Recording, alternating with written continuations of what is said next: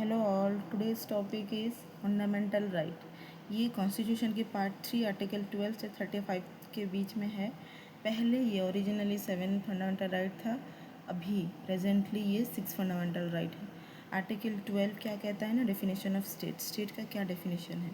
State का मतलब है central government, state government, parliament, state legislature, government authorities, local authorities, ये सबको मिला के स्टेट का डेफिनेशन बनता है। सो अगर कोई ये इनमें से कोई फंडामेंटल राइट का वायलेशन हुआ, so can go court against, इनके अगेंस्ट कोर्ट जा सकते हैं। आर्टिकल 13 क्या कहता है? Law inconsistent with fundamental right, any law that violets fundamental right is vote. मतलब कोई भी लॉ अगर फंडामेंटल राइट को वायलेट करेगा तो वो वोट डिक्लेयर किया जाएगा, मतलब वो अनवैलिड डिक्लेयर किया जाएगा। राइट टू इक्वालिटी, ये पहला राइट है, आर्टिकल 14 से लेकर के 18 के बीच है। आर्टिकल 14 क्या कहता है ना, इक्वलिटी बिफोर लॉ, मतलब लॉ के आगे सब लोग इक्वल हैं। Article 15, no discrimination in the basis of religion, caste, race, sex और प्लेस ऑफ बर्थ। इनमें से अगर कुछ भी हो तो कोई डिस्क्रिमिनेशन नहीं होगा इनके बेसिस, इसके बेसिस पे। So equal opportunity in public employment, government job हो, कोई भी एम्प्लॉयमेंट हो तो सबको इक्वल अपॉर्चुनिटी मिलेगा। एबोलिशन ऑफ अनटचेबिलिटी, मतलब अनटचेबिलिटी को बैन किया गया है। एबोलिशन ऑफ टाइटल्स, कोई राजा, राय बहादुर ऐसा कोई टाइटल्स नहीं रख सकता, लेकिन हाँ मिलिट्री और एकेडमिक टाइटल्स अलाउड है।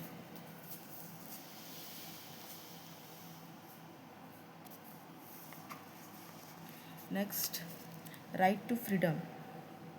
राइट टू फ्रीडम, आर्टिकल 19 बोलता है, 6 फ्रीडम दिया है, स्पीच एंड एक्सप्रेशन, पीसफुल में assembly, association, union, movement, residence, profession, मतलब कोई भी प्रोफेशन चूज़ कर सकते हैं, कहाँ भी जा सकते हैं, कहीं भी रह सकते हैं इंडिया के अंदर। तो ये सब equal to right to freedom में आता है, और ओनली फॉर सिटीजन्स है, ये फॉरेनर के लिए नहीं है। आर्टिकल 20 क्या कहता है ना, protection in criminal cases. Protection, अगर कोई एक क्राइम मतलब कोई एक क्राइम किया है तो उसको दोबारा पनिशमेंट नहीं मिल सकता, मतलब protect accused person from unfair punishment, double punishment और फोर्स कन्फेशन। किसी को ज़बरदस्ती कन्फेस किया नहीं जा सकता कि तूने ये क्राइम किया है। आर्टिकल 21 क्या कहता है ना, protection of life and personal liberty. So पहले क्या है, लाइफ समझते हैं।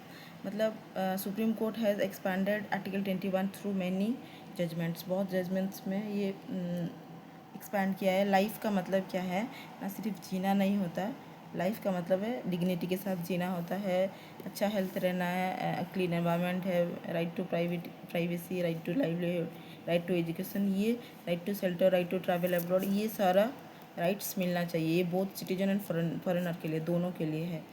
आर्टिकल 21 क्या कहता है, 21A क्या कहता है ना, right to education.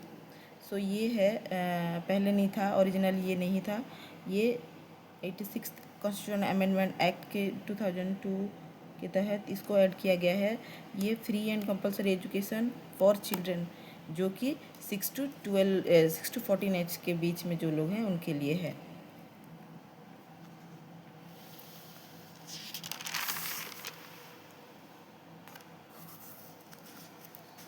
Right against exploitation, सो ये आर्टिकल 23 से 24 के बीच में है। आर्टिकल 23 क्या कहता है ना, provision of human trafficking, forced labour, beggar, मतलब इसको बैन किया गया है।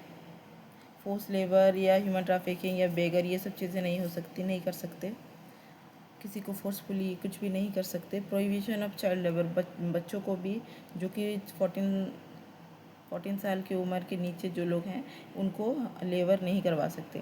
Right to freedom of religion, article 24 से 25 से 28 तक है, ये दोनों के लिए है, ये सिटीजन के लिए भी है, फॉरेनर के लिए भी है। तो ये क्या कहता है ना, आर्टिकल 25 क्या कहता है, freedom of conscience and religious. ये फ्रीडम ऑफ कंसाइंस मतलब हम कोई भी रिलीजियस को बिलीव भी कर सकते हैं, नहीं भी कर सकते। Profess, practice, propagate. प्रोफेस मतलब डिक्लेयर कर सकते हैं हम वन रिलीजन, मतलब एक रिलीजन, ये मेरा रिलीजन है बोल के। और प्रैक्टिस भी कर सकते हैं हम कोई पर्टिकुलर रिलीजन। प्रोपागेट कर सकते हैं मतलब स्प्रेड कर सकते हैं रिलीजियस अपने बिलीफ को।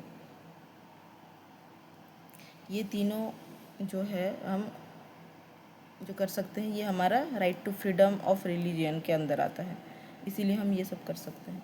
सो freedom to manage religious affairs मतलब रिलीजियस डिनोमिनेशन राइट्स, ये जो था ये इंडिविजुअल राइट्स था। और ये जो है देखो इसमें क्या है, establish institution, manage religious affairs, own property, administer property, ये हम सब कर सकते हैं। जैसे कि अभी ये आर्टिकल 25 है इंडिविजुअल राइट्स, और आर्टिकल 26 है रिलीजियस ग्रुप मैनेजमेंट राइट्स। ये ग्रुप के लिए, वो इंडिविजुअल के लिए है। नेक्स्ट है आर्टिकल 28। आर्टिकल 28 क्या कहते हैं ना, फ्रीडम फ्रॉम रिलीजियस इंस्ट्रक्शन। ये है जैसे कि अभी इसको ध्यान से सुनो कि ये है इंस्टीट्यूशन टाइप्स और ये है रिलीजियस इंस्ट्रक्शन। सपोज गवर्नमेंट ने फुल्ली फंडेड किया हुआ है तो वो नो रिलीजियस, मतलब उसको जब उसमें रिलीजियस प्रैक्टिस नहीं होगा, टीचिंग नहीं होगा। एस्टेब्लिश अंडर ट्रस्ट और इंडोमेंट, तो इसमें अलाउड हो सकता है, वो रिलीजियन प्रैक्टिस कर सकते हैं। स्टेट रिकॉग्नाइज्ड, स्टेट एडेड, तो उसमें क्या हो सकता है, बिल्कुल भी मतलब अलाउड हो सकता है रिलीजन, पर उसमें कंपलसरी नहीं हो सकता। वो उनको can't be force to worship, उनको फोर्सफुली वर्शिप करो बोल के बोल नहीं सकते।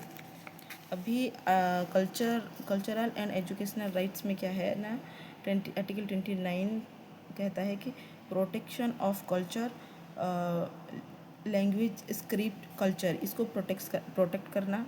माइनॉरिटी एजुकेशनल इंस्टीट्यूशन, मतलब ये जो माइनॉरिटी होते हैं वो लोग अपने एजुकेशनल इंस्टीट्यूशन को एस्टेब्लिश भी कर सकते हैं और मैनेज भी कर सकते हैं। राइट टू कल्चरल रेमेडीज़, ये क्या है, कॉन्स्टिट्यूशनल रेमेडी, ये क्या है ना, आर्टिकल 32, ये जो है फंडामेंटल राइट वायोलेशन करने से तुम direct without hesitation supreme court approach कर सकते हो, जा सकते हो। सो ये इसको डॉक्टर B.R. अम्बेडकर ने बोला है हार्ट एंड सोल। आर्टिकल 33 क्या बोलता है ना, पावर दिया हुआ है पार्लियामेंट को, ना कि स्टेट लेजिस्लेचर को, टू मॉडिफाई फंडामेंटल राइट। जैसे कि आर्म फोर्स डिसिप्लिन के लिए ये मॉडिफाई और रेस्ट्रिक्ट कर सकते हैं फंडामेंटल राइट को। आर्टिकल 34 क्या कहते हैं ना, restriction of fundamental right during martial law. ये अगर सपोज कोई इमरजेंसी सिचुएशन हो गया, रेबेलियन, आर्म रेबेलियन हो गया, ऐसे मार्शियल लॉ के time parliament can make laws under वही पर्टिकुलर एरिया में अप्लाई होता है, पार्लियामेंट ही लॉ बना सकता है उसके लिए। आर्टिकल 35 क्या कहते हैं ना, legislation to give effect to certain fundamental right. तो ये एक्सक्लूसिव पावर होता है पार्लियामेंट का, स्पेशल पावर होता है। तो ये matters on which only parliament can make law, जैसे कि अभी आर्म फोर्स हो गया या फिर मार्शल लॉ, ये सब चीज़ों में only and only parliament can make law, और स्टेट लेजिस्लेचर को कोई पावर नहीं होता लॉ बनाने के लिए। ये थोड़ा लंबा वीडियो हो गया क्योंकि ये चैप्टर भी बड़ा है, तो उसको अच्छे से डिटेल में रिवीजन करना। Thank you.